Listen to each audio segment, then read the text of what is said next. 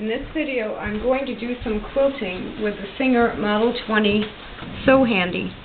I was just reading the booklet again and looking at the different ways they tell you how to make things, and you'd be sewing regular items with this machine. Because it's so small, I think that I was thinking it is almost like a toy, but they talk about adding lace and rickrack and felled seams, so I don't think I should look at it as if it's delicate, even though it's small. So what I'm going to do, I had pieced a small placemat earlier today. I've layered it with, I think it's a rayon cotton blend fabric on the back, and cotton batting by Warm and Natural. And I'm going to see how this quilts. So, a few stitches at the beginning, and then with the thread in the front, and then pull the thread to the back. And I've rolled up the placemat. Now, obviously, a large quilt would have to be done in pieces because there's only about 3.5 inches here, maybe 4.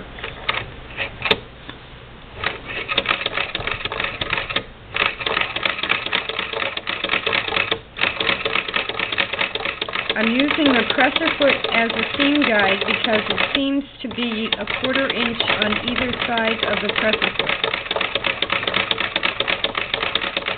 It does go faster than this. This is just how fast I'm going.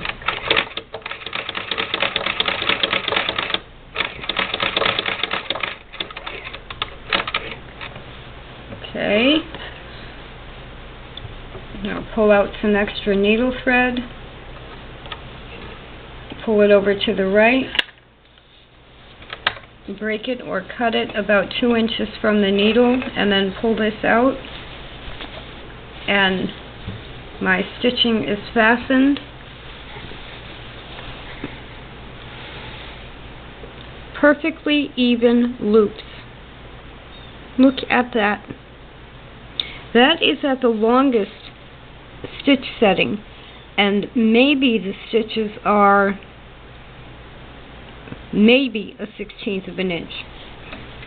Very delicate stitching. I like this machine.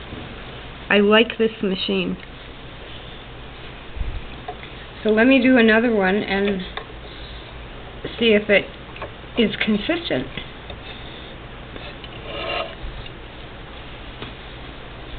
Now this piece, I'm quilting it on the seams. In my placemat video from yesterday and the Brother LX3014, I forgot to mention that I could also have been doing diagonal quilting with either that piece or on this piece. With diagonals, it depends on the fabric you're using.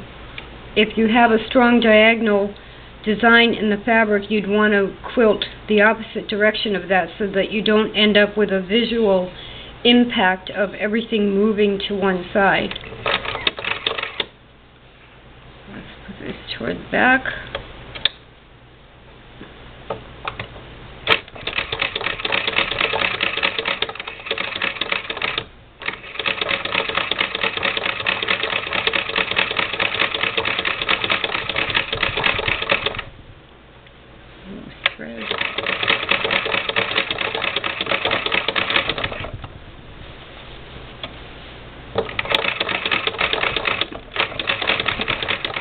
I'm sorry the table is shaking with it.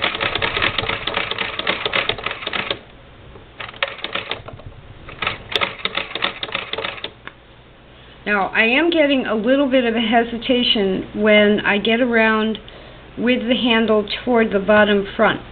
So I have not yet oiled this machine, and that might be part of the problem. Let me remove this. I could easily quilt this placemat with this machine without a problem. I can feel that it's not hesitating at all going through the batting.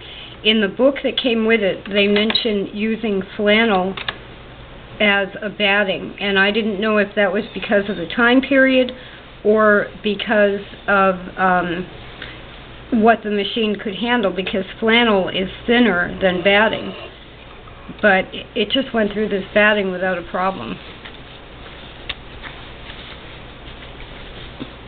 And oops, now see, here's something that you run into every once in a while when you're not paying attention and your bottom fabric gets caught up into your quilting. So now we will pull this out, and anyone who doesn't have a chain stitch machine will see how quickly you can pull out chain stitch seams. I broke the quilting was fastened at the back the way it was supposed to be, so I broke that thread, and I'm now on the front pulling up a thread, and watch this, you'll see it disappear. And that to me is a huge advantage if I'm going to make mistakes a lot, because it's the fastest, easiest way I've ever seen to undo a mistake. So I will do it again, making sure my fabric doesn't get caught up this time.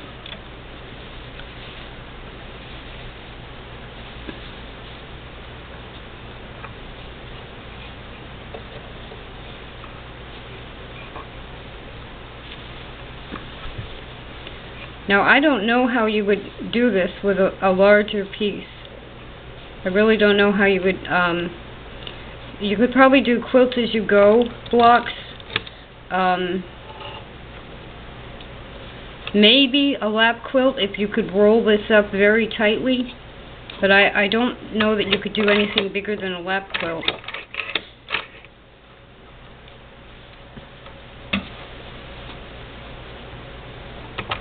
Now, that happened because I don't have my fabric pinned at the bottom of the item. I have the pins in the center of each square. And I did assume that the stitching would hold that down, but let's do this again.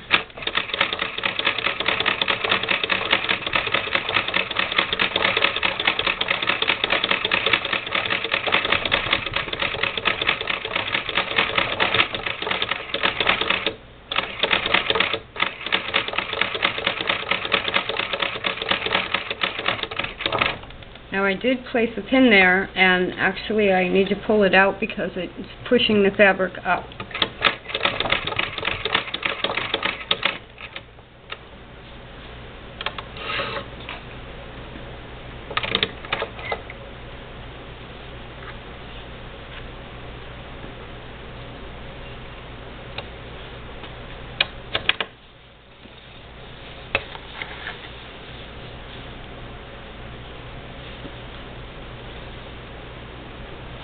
Now on that one at the beginning,